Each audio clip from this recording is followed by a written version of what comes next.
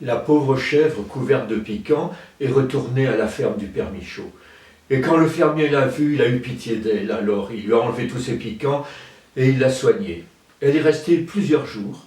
Et quand elle a été guérie, elle a compris qu'elle ne pouvait pas rester. Alors elle est repartie. Et tout en avançant dans la plaine, elle a commencé à penser « Mais il va falloir que je trouve une maison, un abri. » Elle savait qu'elle allait mettre au monde des chevreaux. Elle a aperçu un pommier, elle s'est approchée au pommier. « Pommier, est-ce que tu veux me servir d'abri pour cette nuit et puis pour les autres ?» Le pommier allait accepter quand elle a ajouté « Tu comprends, je vais mettre au monde des chevreaux. »« Ah, a dit le pommier, alors dans ce cas-là, tu ne peux pas rester. Réfléchis, si jamais une pomme tombe sur l'un de tes chevreaux, je ne veux pas être responsable d'un accident. Allez. » Et la chèvre a repris sa route. Et elle a marché comme ça toute la journée. Et quand le soir est arrivé, elle était à l'entrée de la forêt, et là, il y avait une maison curieuse, montée sur une patte de poule. « Oh, maison, maison, a dit la chèvre, est-ce que tu voudrais me servir d'abri, au moins pour cette nuit, et puis pour les autres? Je vais bientôt mettre au monde des chevreaux. » À ce moment-là, la maison a commencé à tourner sur sa patte de poule et a offert une porte qui était ouverte. Il n'y avait personne dans la maison, alors la chèvre s'est installée, c'est devenu sa maison. Alors elle a fait un peu les peintures pour que ça soit beaucoup plus agréable pour la naissance, et elle a mis au monde ses 3 chevreaux. Oh, comme elle les aimait, oh, comme ils étaient beaux, oh, comme elle les bisouillait, oh, comme elle leur donnait à manger, elle leur donnait à téter, et les chevreaux ont grandi, et avec eux a grandi leur appétit. Alors elle était obligée de sortir près de la maison pour aller chercher de l'herbe qu'elle mettait dans ses cornes. Et les chevaux ont grandi, les chevreaux ont grandi. Et là, ce jour-là même, elle les a rassemblés, ils étaient devenus déjà grands. Elle leur a dit, voilà, mes enfants, je vais être obligée de partir loin, de travailler toute la journée si vous voulez que je vous rapporte à manger. Vous serez obéissants, gentils, vous ferez votre travail, et surtout, vous n'ouvrirez à personne. Soyez bien sûr que c'est moi qui reviens. Je vous appellerai, vous me reconnaîtrez. On reconnaît toujours la voix de sa maman. Les chevreaux ont promis d'être bien sages. Et la mère est partie tranquille. Et toute la journée, les chevreaux se sont un peu amusés, ont un peu travaillé. La journée était un peu longue. Mais le soir, ils ont entendu leur mère qui revenait et qui les appelait. « Mes chevreaux, c'est votre mère. Je reviens.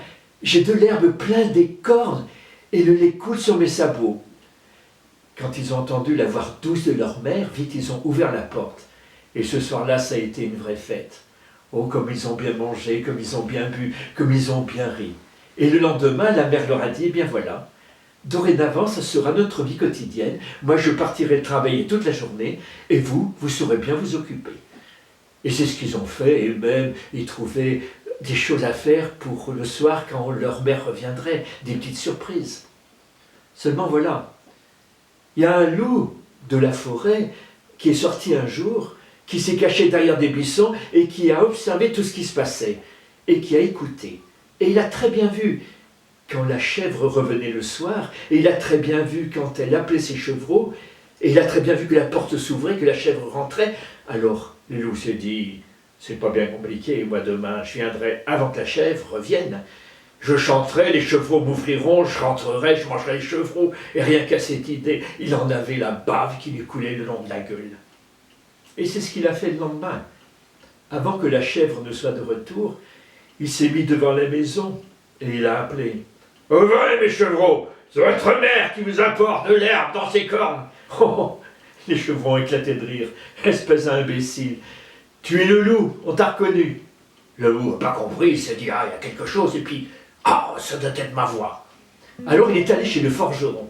Forgeron, forgeron, forge-moi une voix douce comme la voix d'une maman chèvre, sinon je te mange. Oh, le forgeron lui a dit, écoute, ça va être un peu long, tu risques de souffrir. Eh bien, moi je veux bien souffrir, plutôt souffrir que mourir de faim. Alors le forgeron lui a dit, écoute, couche-toi par terre, ouvre ta grande gueule, ça tu sais faire, et laisse-moi. Et pendant que le loup attendait, gueule ouverte, le forgeron a fait chauffer un morceau de fer, et quand il a été bien rouge, il l'a enfoncé dans la gueule du loup. Pshhh, oh, ça a fait un peu mal. Mais quand le loup s'est relevé, il a senti qu'il avait une voix douce, oh, comme la voix de Farinelli.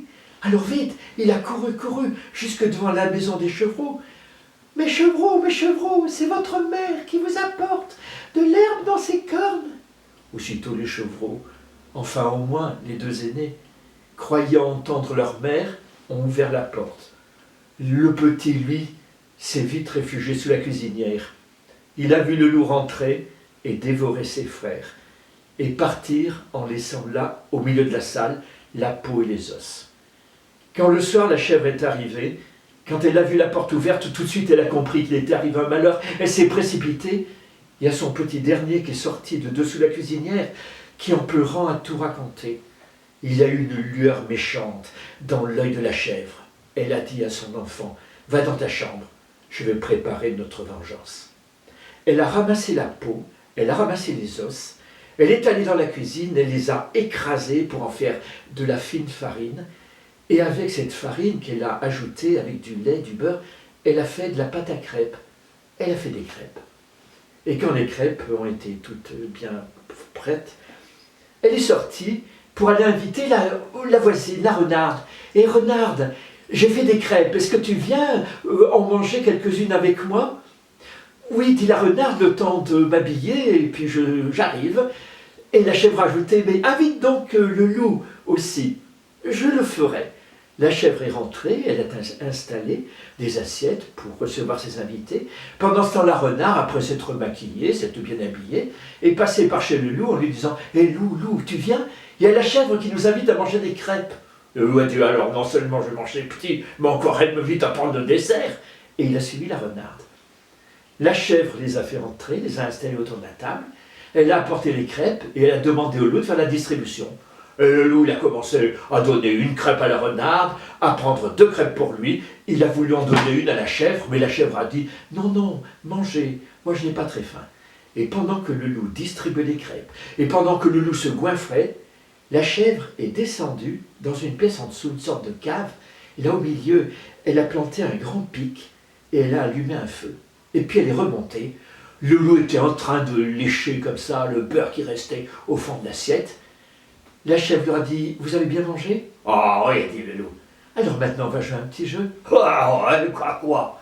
Vous allez voir, la chèvre est allée au milieu de la pièce, elle a soulevé une première latte de plancher, une deuxième, il y avait un grand trou, juste au-dessus du feu qu'elle avait allumé. Elle a dit « Voilà, on va s'amuser à celui qui saute le plus facilement au-dessus du trou. Je commence pour vous faire voir. » Elle n'a même pas eu besoin de prendre son élan, elle était habile, légère. Hop, elle a sauté et elle est retombée de l'autre côté. La renarde à son tour a pris un peu d'élan, hop, elle a sauté et elle s'est retrouvée de l'autre côté.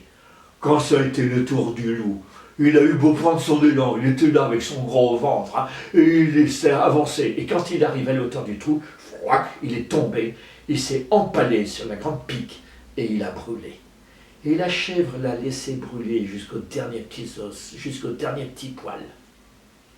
Et on dit qu'à partir de ce jour-là, la chèvre a pu élever son dernier chevreau en toute tranquillité, sans qu'il y ait un loup pour venir, comme ça, les menacer.